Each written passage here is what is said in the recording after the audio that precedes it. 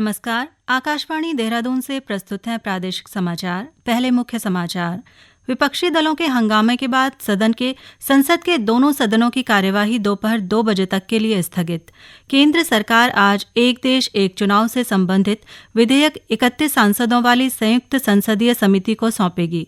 टिहरी में आज से 5 दिवसीय टिहरी एग्रो फेस्टिवल शुरू। नई दिल्ली स्थित उत्तराखंड निवास में अब नेताओं और अधिकारियों के साथ ही आम लोग भी ठहर सकेंगे। और खेल मंत्री रेखा आर्या ने हरिद्वार में नवनिर्मित बास्केटबॉल कोर्ट का लोकार्पण किया।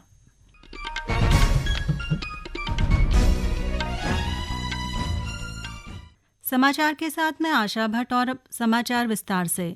केंद्रीय गृहमंत्री अमित शाह की डॉक्टर भीमराव अंबेडकर पर की गई टिप्पणी को लेकर विपक्षी दलों के हंगामे के बाद संसद के दोनों सदनों को दोपहर 2 बजे तक के लिए स्थगित कर दिया गया है। लोकसभा में आज जब सदन की कार्यवाही शुरू हुई तो कांग्रेस, डीएमके, समाजवादी पार्टी और अन्य विपक्षी दलों ने केंद्रीय गृहमंत्री की टिप्पणी के खिलाफ नारेबाजी शुरू कर दी। कुछ विरोध करने वाले सदस्य वेल में भी आ गए। शोरगुल के बीच स्पीकर ओम बिरला ने सदन की कार्यवाही दोपहर 2 बजे तक के लिए स्थगित कर दी। राज्यसभा में भी ऐसा ही नजारा देखने को मिला।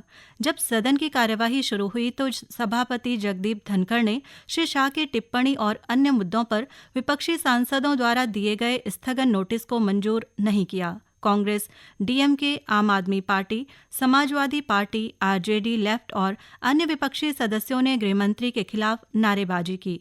सभापति ने सदन में व्यवस्था बनाए रखने का आग्रह किया, लेकिन कोई फायदा नहीं हुआ। बाद में उन्होंने सदन की कार्यवाही दोपहर 2 बजे तक के लिए स्थगित कर दी। एक देश एक चुनाव से संबंधित विधेयकों को सरकार आज 31 सांसदों वाली संयुक्त संसदीय समिति को सौंपेगी। प्रस्तावित समिति में लोकसभा के 21 सदस्य और राज्यसभा के 10 सदस्य शामिल हैं। इन सांसदों में अनिल बलूनी, पीपी चौधरी, अनुराग सिंह ठाकुर और परषोत्तम रूपाला, कांग्रेस नेता प्रियंका गांधी और मनीष तिवारी, तृणमूल कांग्रेस के कल्याण बनर्जी, एनसीपी, शरद पवार की सुप्रिया सुले और अन्य सांसद मौजूद हैं। इन विधेयकों को आधिकारिक तौर पर संविधान 129वां संशोधन विधेयक 2024 और केंद्र शासित प्रदेश कानून संशोधन विधेयक 2024 नाम दिया गया है। देहरादून में आयोजित 10वीं विश्व आयुर्वेद कांग्रेस और आरोग्य एक्सपो ने इस बार व्यापारिक सौदों के मामले में सभी रिकॉर्ड तोड़ दिए। 12 से 15 दिसंबर तक चले इस सम्मेलन में लगभग 1275 करोड़ रुपए के व्यापारिक सौदे हुए, जो आयुर्वेदिक उत्पादों और दवाओं की बढ़ती वैश्विक मांग को दर्शाते हैं। भारत सरकार और उत्तराखंड सरकार के सहयोग से आयोजित इस कार्यक्रम में 30 देशों के 142 खरीदारों ने भाग लिया, जिन्होंने आयुष निर्यात संवर्धन परिषद द्वारा आयोजित लगभग 3200 B2B बैठकों में हिस्सा लिया। इस दौरान व्यापारिक गतिविधियों में तेजी देखने को मिली। इस बार के सम्मेलन में कुल 10,321 प्रतिनिधियों ने भाग लिया, जिनमें 352 प्रतिनिधि 58 देशों से थे। यह आयोजन पिछले रिकॉर्ड को तोड़ते हुए आयुर्वेद के वैश्विक स्तर पर विस्तार के लिए एक महत्वपूर्ण कदम साबित हुआ। देहरादून के परेड ग्राउंड में आयोजित इस कार्यक्रम में आयुर्वेद को मुख्य स्वास्थ्य विकल्प के रूप में पेश करने के लिए 172 सत्र आयोजित किए गए। इसके अलावा आयुर्वेद की वैश्विक वापसी को गति देने के लिए WAF ने अंतर्राष्ट्रीय संघ बनाने की पहल की। वहीं आरोग्य एक्सपो में प्रमुख आयुर्वेदिक संस्थानों के उत्पादों और सेवाओं को प्रदर्शित किया गया, जिसमें 1.5 लाख से अधिक लोग शामिल हुए। साथ ही आयुष क्लिनिक में 4000 से अधिक लोगों ने निःशुल्क परामर्श लिया। बाल अनुभाग द्वारा क्रिसमस क्राफ्ट कॉर्नर आयोजित किया जाएगा। इस सत्र में बच्चों को क्रिसमस के सुंदर कृतियों और ग्रीटिंग कार्ड्स बनाने की कला सिखाई जाएगी। 22 दिसंबर को कहानी लेखन सत्र का आयोजन किया जाएगा। ये सत्र बच्चों को अपनी कल्पना को आकार देने और कहानी बनाने की प्रक्रिया से परिचित कराएगा। हरिद्वार के जिलाधिकारी कर्मेंद्र सिंह ने ज्वालापुर स्थित कस्सावान नाले में मांस कारोबारियों द्वारा गंदगी बहाए जाने पर सख्त कार्रवाई करने के निर्देश दिए हैं। जिलाधिकारी ने ऐसे मामलों में कम से कम 5,000 रुपए का चालान करने को कहा है।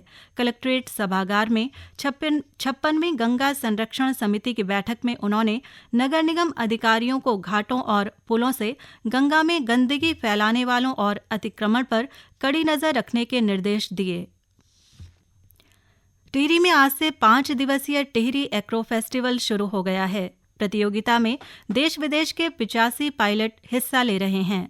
टिहरी झील पर होने वाला ये आयोजन साहसिक खेल प्रेमियों के लिए एक बेहतरीन अवसर है। महोत्सव के दौरान विभिन्न प्रकार के साहसिक खेल जैसे पैराग्लाइडिंग, रॉक क्लाइंबिंग और ट्रैकिंग का आयोजन किया जा रहा है, जो रोमांच के शौकीनों के लिए एक अनूठा अनुभव साबित होगा।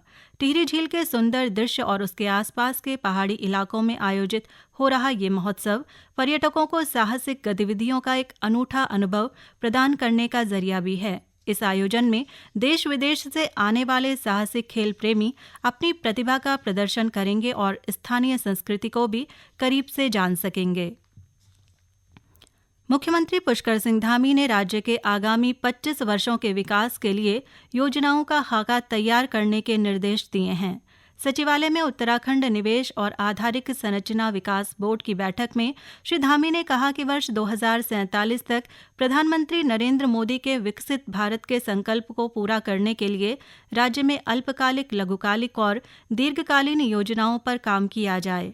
उन्होंने उत्तराखंड निवेश और आधारिक संरचना विकास बोर्ड के तहत सभी परियोजनाओं से संबंधित क्षेत्रों के विकास के लिए सुनियोजित तरीके से काम करने को कहा और इसमें जनप्रतिनिधियों और हितधारकों के सुझावों को शामिल कर परियोजनाओं को आगे बढ़ाने पर जोर दिया।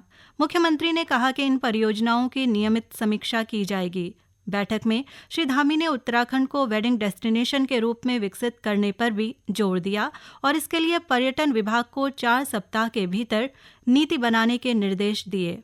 उन्होंने अधिकारियों को राज्य को वेडिंग डेस्टिनेशन के रूप में पहचान दिलाने के लिए विभिन्न स्थलों पर चयन कर वहां अवस्थापना सुविधाओं के विकास पर ध्यान देने का सुझाव दिया। समाचार आकाशवाणी के देहरादून केंद्र से प्रसारित किए जा रहे हैं।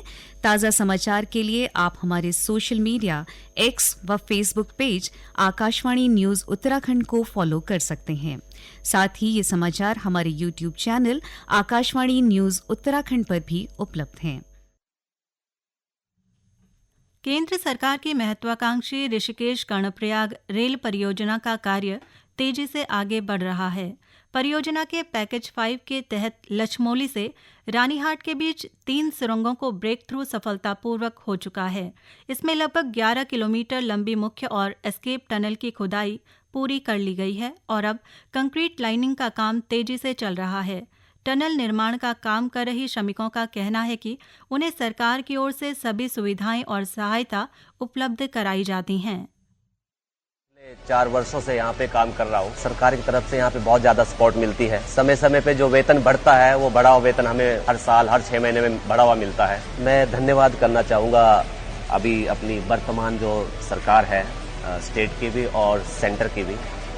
हमारे सीएम जैसे पुष्कर सिंह धामी जी हैं, उन्होंने हमें रोजगार के इतने सारे अवसर दिए हैं। यहाँ पे ऋषिकेश से कर्णप्रयाग के बीच लगभग 125 किलोमीटर लंबी इस रेल परियोजना के सुरंग खुदाई का कार्य अंतिम चरण में है। पैकेज 5 में 2 मुख्य सुरंगें और एक एस्केप टनल शामिल है। भारतीय प्रतिभूति और विनिमय बोर्ड सेबी ने कीमतों पर लगाम लगाने के लिए गेहूं और मूंग सहित 7 कृषि उत्पादों में डेरिवेटिव ट्रेडिंग पर पाबंदी को जनवरी 2025 के लिए बढ़ा दिया है। ये पाबंदी गैर बासमती धान, चना, कच्चे पाम ऑयल, सरसों के बीज और उनके डेरिवेटिव तथा सोयाबीन और उसके डेरिवेटिव पर भी लागू रहेगी। इसका उद्देश्य शेयर बाजार में अत्यधिक सट्टेबाजी और अस्थिरता को रोकना है, क्योंकि इसका खाद्य कीमतों और मुद्रास्फीति पर महत्वपूर्ण प्रभाव पड़ता है। नई दिल्ली स्थित उत्तराखंड निवास में अब नेताओं और अधिकारियों के साथ ही आम लोग भी ठहर सकेंगे। इसके लिए मुख्यमंत्री पुष्कर सिंह धामी ने पूर्व में जारी शासनादेश को संशोधित करने के निर्देश दिए हैं। श्री धामी ने अधिकारियों को कहा है कि जारी शासनादेश को तत्काल संशोधित किया जाए और उत्तराखंड के आम जन को भी उत्तराखंड निवास में कक्ष उपलब्धता के आधार पर मिल सके। खेल मंत्री रेखा आर्या ने हरिद्वार स्टेडियम में नवनिर्मित बास्केटबॉल कोर्ट का लोकार्पण किया। 1.5 करोड़ रुपए से अधिक की लागत से बने इस स्टेडियम से खिलाड़ियों को आगामी 38वें राष्ट्रीय खेलों की तैयारी करने में सहायता मिलेगी। सामाजिक न्याय एवं अधिकारिता मंत्रालय ने उत्तराखंड को 5 जिलों में 3 बिंदुओं का सोशल ऑडिट करने का लक्ष्य दिया है। मंत्रालय की ओर से जारी आदेश के अनुसार चंपावत, चमोली, बागेश्वर, उत्तरकाशी, रुद्रप्रयाग जिले में छात्रवृत्ति, आदर्श ग्राम योजना व नशा मुक्ति केंद्रों का सोशल ऑडिट किया जाएगा। प्रदेश में ऑडिट की जिम्मेदारी ग्राम्य विकास विभाग के अधीन सामाजिक अंकेक्षण, जवाबदेही व पारदर्शिता अभिकरण को दी गई है। आज एक देश एक चुनाव से संबंधित विधेयक 31 सांसदों वाली संयुक्त संसदीय समिति को सौंपेगी। टिहरी में आज से 5 दिवसीय टिहरी एग्रो फेस्टिवल शुरू। नई दिल्ली स्थित उत्तराखंड निवास में अब नेताओं और अधिकारियों के साथ ही आम लोग भी ठहर सकेंगे। और खेल मंत्री रेखा आर्या ने हरिद्वार में नवनिर्मित बास्केटबॉल कोर्ट का लोकार्पण किया। इसके साथ ही समाचारों का ये अंक समाप्त हुआ। नमस्कार।